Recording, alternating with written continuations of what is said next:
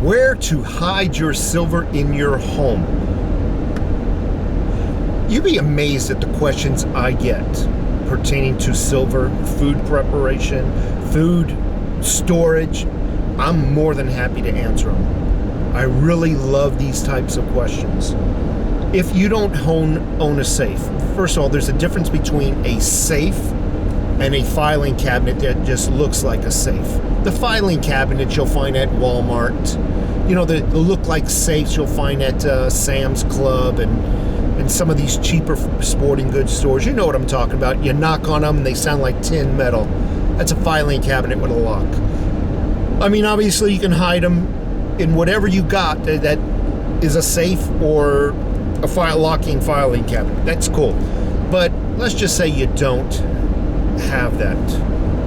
There's a lot of various places you can hide your silver or precious metals. Believe it or not, air conditioning vents. The weight of the silver is not going to blow around. It's not going to make any noise if it's in another container. So I like air conditioning vents. The container, try to paint them black. That way when somebody looks in there, they don't see some fluorescent green container with strobe lights all over the damn place. I'm being a funny guy, but you know what I mean. Trying to camouflage it in the darkness in there.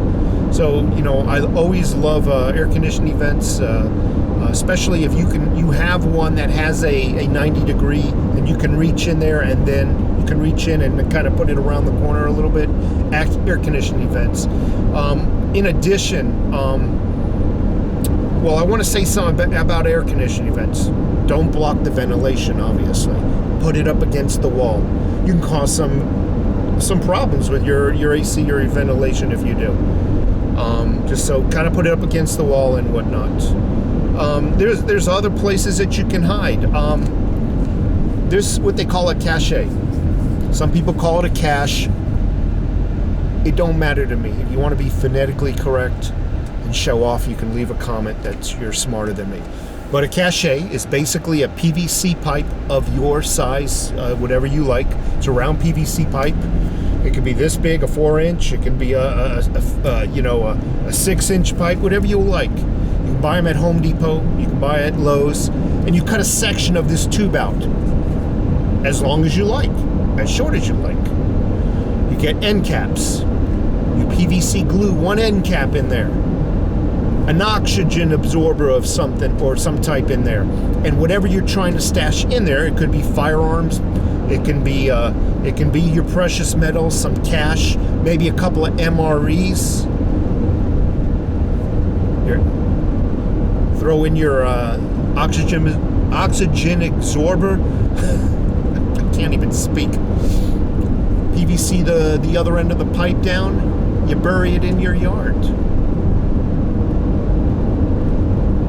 If you are putting a firearm or any type of metal in there that can rust, I definitely would put in my cache, I have a smaller handgun. I wrap it in an oil-soaked cloth. I wouldn't say soaked. It's got a lot of oil on it. It's not dripping soaked, but it's wrapped around where it's protecting the firearm. So you could do something like that, and as well, your precious metals, your silver, your gold can go in there. And as long as both sides are properly glued down with PVC glue, ain't nothing ever leaking in there. Okay? That can be in your yard anywhere. You can go out hiking to a remote location, bury that cache off the beaten path, mark it with the GPS coordinates for a later use. It can be at your bug out location. It can be en route to your bug out location. Like that one better. There's other places you can hide your precious metals. A lot of people will tell you, well, just between your mattress. A lot of thieves will look in there nowadays. But you know what's better than the mattress? The box spring. A lot of the box springs are basically hollow, and by their design have shelving in there. Literally, look underneath your box spring. Most of them will have some kind of netting protecting the innards, so you can Obviously, make a small incision if there isn't one already. Older box springs normally have holes in them anyway. You can utilize your box springs. A lot of people don't look in box springs. A lot of unprofessional thieves don't look in box springs.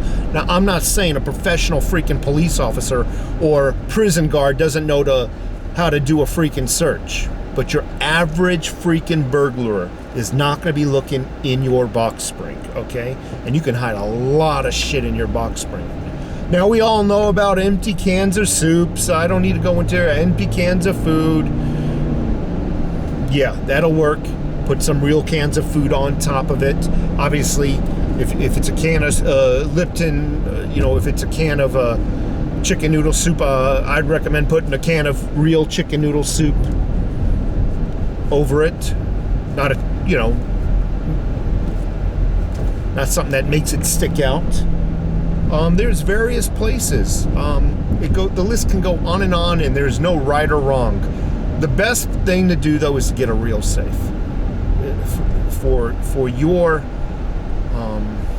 to give you a warm and fuzzy feeling when you go away. Get a real safe, something where when you knock on it, it doesn't sound like hollow tin, where it really hurts your knuckles. I mean, a quality safe, get one. And I can tell you, I own a Sturdy safe, STURDY. It's a name brand, and it's sturdy as shit.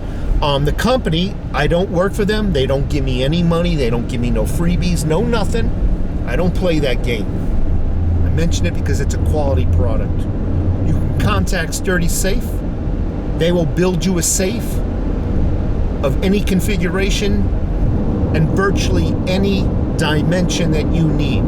You can get a very small safe, the size of a 2x2, 2 feet by 2 feet high and 2 feet deep.